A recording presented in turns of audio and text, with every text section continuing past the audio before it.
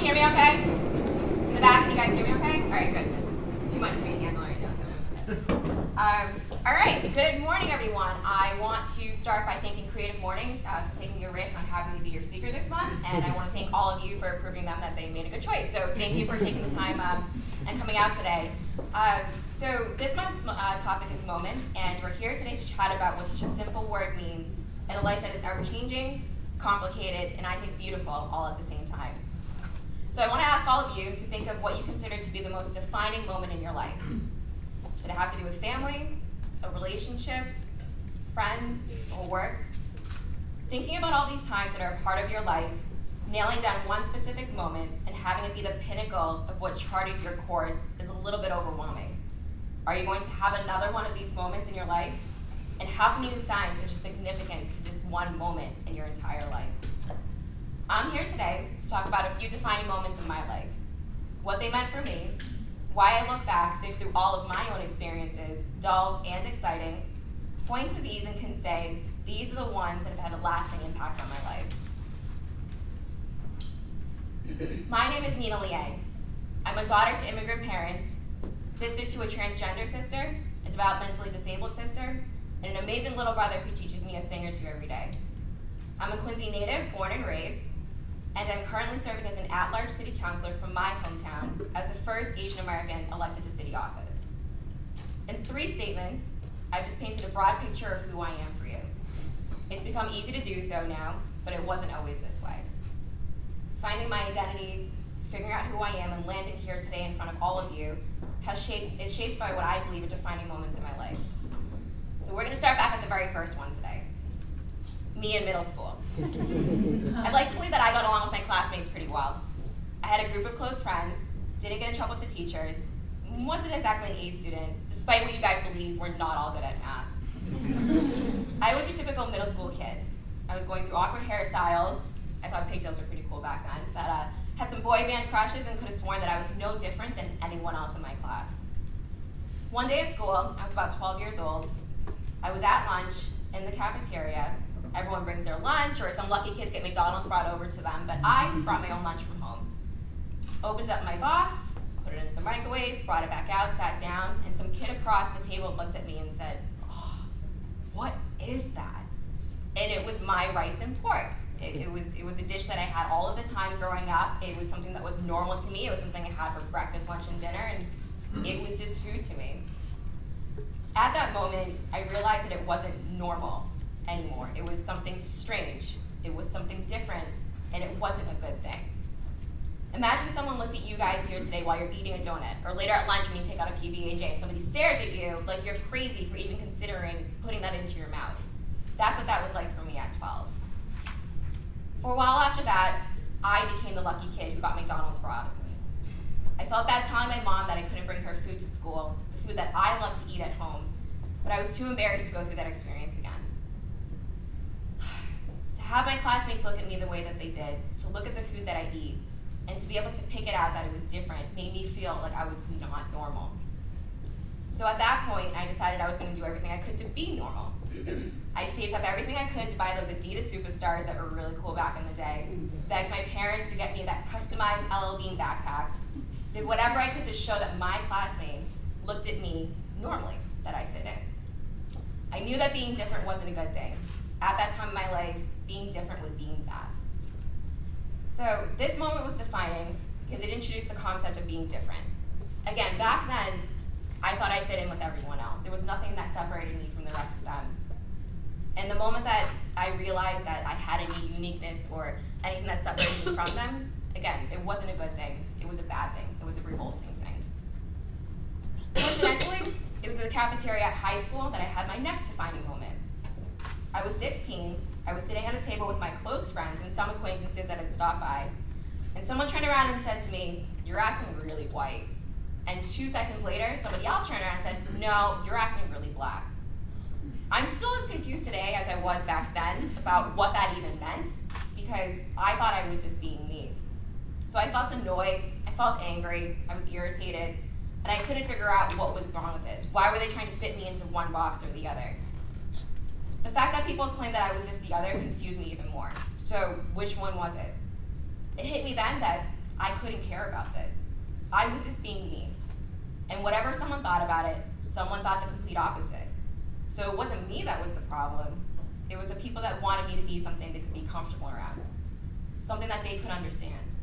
Something they could point to, look at, make an assumption, and say, this is actually who they are. It clicked for me then that being different wasn't a bad thing anymore. Bringing in lunches that didn't smell like ham and cheese was okay.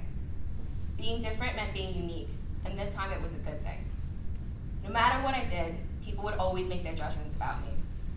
They would always have their presumptions about how I should act or how I should look. And what matters, I realized, was what I thought of myself. What kind of person do I want to be? This moment was defining in my life because I no longer viewed being different as a bad thing. I learned to embrace it.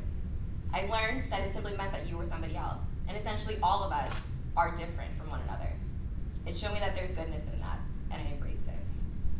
So a lot of finding my identity happened throughout college too, but it was a little bit smaller, less memorable moments. And it wasn't until after that that I had my next defining moment. I decided to turn down an offer to work for a small agent's office at State Farm to go to corporate headquarters, packed up my apartments in Queens, and moved back home. I started working with my family's restaurants to have some income while looking for another job, something I swore I would never do, and was the entire reason I moved to New York to begin with. And let me just say I learned very quickly that I cannot bartend to save my life. I can pour a really mean glass of water, but if somebody said a gin and tonic, I said I'll get you ice, and that'll be about it. So shortly after that, my cousins decided to make the move from a mom and pop shop to an actual company. And I came on as their new executive assistant. I had the opportunity to help create corporate structure, management structures, training manuals, community fundraising, and one of my favorites, learning about negotiations and development.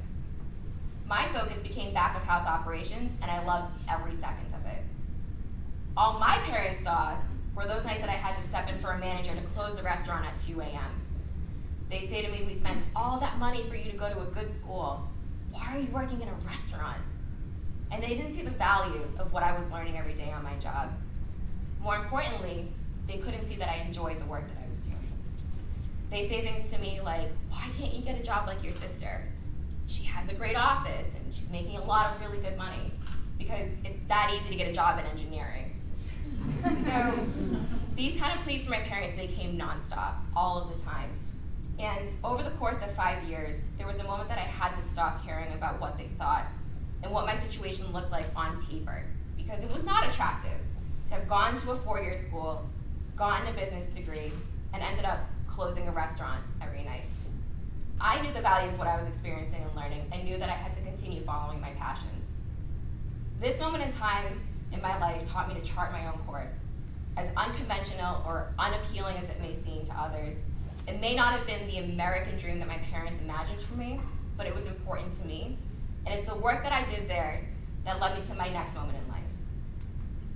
Running for office.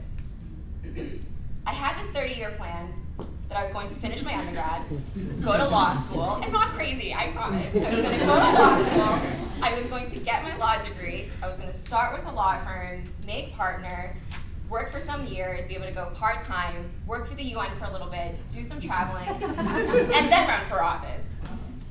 But here I was, 5 years later, out of school, working in a restaurant, when my cousin turned around and said to me, "How about you run for office now?"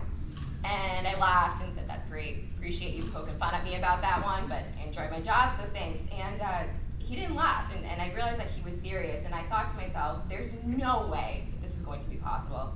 I have no political background, I have no political experience, and I don't know how many of you know Quincy, but it is an old boys network if there is one.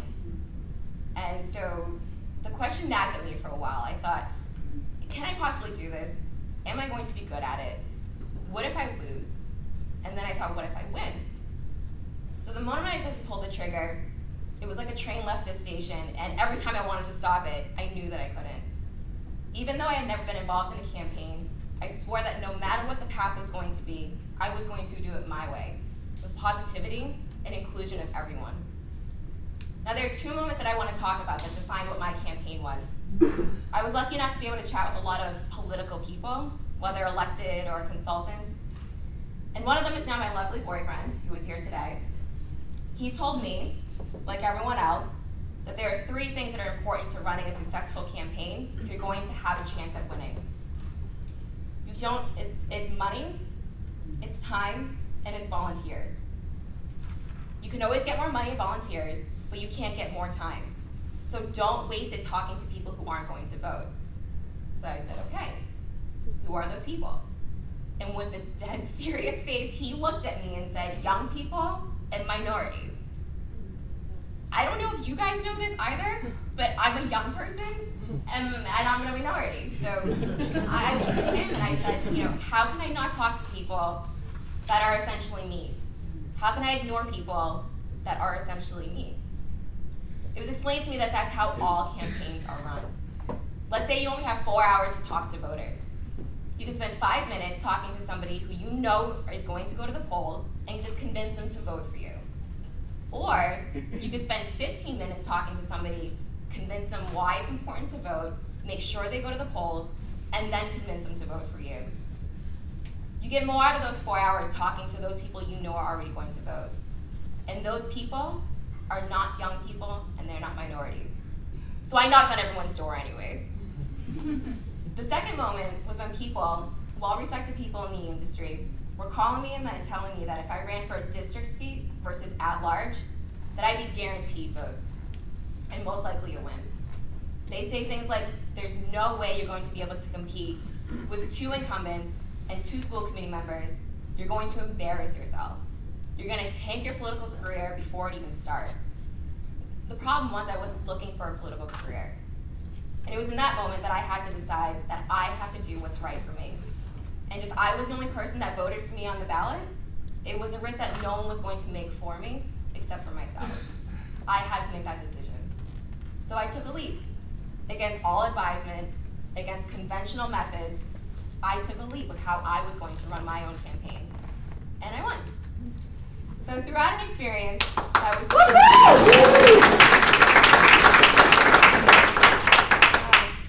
this is an experience that was so out of my comfort zone. These 2 moments stuck out the most and continue to be ones that I go to when I think of the campaign and talk about running for office. They're defining moments because they showed me that while people may tell you no or tell you something that you may disagree with, it's ultimately up to you to make that final decision. Whether the result is good or bad, you have to understand that you are the only one that has control over your life. No one is going to give you the best decision, the right decision, because they're not you. You have to live with those consequences. You have to live with those benefits. And it's going to show you that you truly can control your own life. This past November, I had the incredible opportunity to attend the White House holiday party and meet President Obama and the First Lady. A few months after that, I was lucky enough to be able to go back and tour the West Wing. It was when I shook the president's hand and then later stood in front of the Oval Office that it dawned on me. This larger-than-life presence, 10 foot tall, breathtakingly impressive guy was just a guy. His office was just an office. He woke up every day, just like you or me, got dressed for work, maybe had a bagel or some coffee if it was available, and off he went to his office. Yes, he's president. He was the president. Jay used to saying that. He made decisions that not just affected the entire country, but the entire world. He made life or death decisions. He ensured 20 million people that otherwise couldn't just go to see a doctor. He is this thing that is unattainable. He does things that are out of reach. This thing that you couldn't relate to was larger than life. But it was in that moment that I was watching him laugh with his wife about his bad jokes, when I was shaking his hand, when I was looking him in the eye that it hit me. He's just a guy, just like you or me. He had to make decisions for himself. He's always had to decide what he was going to wear, when he was going to pay his bills, what to have for dinner, and what to watch on TV. And he had to decide at some point that he was going to run for president. He had to acknowledge and accept that no one was going to make those decisions for him. He, just like any of us in this room, had the ability to recognize your own potential and to recognize that you truly have the ability to decide that what seems impossible is possible. So here I am, in front of all of you this morning, a daughter to immigrant parents, a sister to a transgender sister, a developmentally disabled sister, and an amazing little brother who teaches me a thing or two every day. I'm a Quincy native, born and raised, and am currently serving as the at-large city councilor from my hometown as the first Asian American elected to office. Of all these moments that I've shared with you this morning that brought me to where I am, brought me to this moment in front of all of you, there isn't a single one of these that I think about on a daily basis. I'm thinking about them today because we're here to talk about them. So I always think to myself, how do you pick one as a defining one? And why are these important if they're not present in your mind every single day? I want to start by saying out of the gate, don't dwell on all of the moments in your life. There are certainly ones that are important. There are ones that you reflect on, and ones that may very well be in the front of mind for you as you move throughout each day. But that doesn't mean that they should control you and the decisions that you make each day. Think about taking a cross-country road trip. You shouldn't wake up every day of your trip and agonize over where you got gas, how much did I pay for gas, how many cups of coffee did I buy, what rest stop did I go to, how many red lights did I pass. If you think about all of that every single day of your trip, you're going to miss out on the potential of enjoying the moment that you're in and what's to come for you that day. That's what I believe life is like. You shouldn't spend every single day sitting back thinking, okay, what exact moments are so important that they brought me to where I am today and made me who I am today? If you're thinking about that every morning, you're going to lose the potential of those new moments that come into your life. If you're focusing on that, you're spending way too much time thinking about where you've been and not allowing yourself to embrace what's to come in front of you. Agonizing over the importance of these past moments inhibit any chance of new, defining moments to naturally become part of your life. You should understand that these moments all come and go. The decision that you make with each one of them is what makes them a defining moment in your life. And it's okay if moments pass that aren't defining for you. Appreciate your experiences for what they are.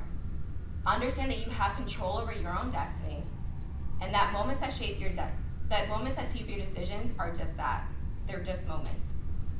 Some may stand out and be the reason you make a decision one way or another, and some may fade away from memory and leave no impact at all on you.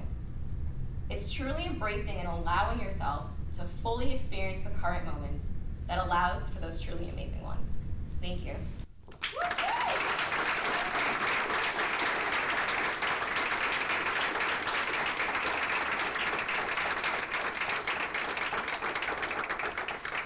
So we still have about 5 minutes for Q&A. So if any of you have to run off, please don't feel nervous about getting up and going. It's absolutely okay. But for those of you who have questions, just raise your hand. Nina will call on you and answer them. We have about 5 minutes. Was I back? How did you actually get started from the time that you said, okay, I'm going to do this, to like, what were like the first steps in like For the running for office part? So when I was working with my family's restaurant group, one of the things that I touched on was that we did a lot of fundraising in our local communities. So we started in Quincy, we moved to Cambridge, Somerville, and then Boston since then, and we realized that every city we went into, we essentially were going to be neighbors to the folks that were there. So we constantly found nonprofits, groups like this, anything that we can donate to and be a part of would be a great way to meet people that would ultimately be our customers. And that was always our model, So that's how I got involved in the community in Quincy. I got to meet and continue to establish relationships with local nonprofits like the homeless shelter, the domestic violence shelter, schools, which was really fascinating for me. And over time, I realized that every time I cut a check to them or brought food to an event for fundraising, it was not enough. Every single year we continued to do it, and these folks would still come back with the same problems and say things like, we still don't have enough funding, or this program still isn't done, or we haven't heard from our elected official on what's going on with this. And so I decided I could be that person. The money helps, and certainly money helps with everything, but it's not the answer to it. So again, at the time when I decided to run, I met with Jay, who was the consultant at the time, who I ignored most of his advice on, and got volunteers together, and people are absolutely just incredible. I'm humbled to this day to have had the number of friends that came out and said, for 2 hours I'll come knock on doors with you, or I'll spend every weekend going online and putting up posts for you to tell people who you are, and nobody knew who I was, and that was the problem, is that I was just some kid that never had the experience and decided to come out and do this. So I touched base with, again, just anybody I possibly knew in and out of the city and said, I'm doing this. We had to get nomination papers to make sure that we can be on the ballot. And once that was submitted, it was off to the races. Knock on doors, tell people who you are, go to events, introduce yourself, and go to forums and go to panels or whatever it may be, and just get your name and your face out there. Let people know who you are. Hold signs, and that just led right up to the election, and that was that. So, yeah.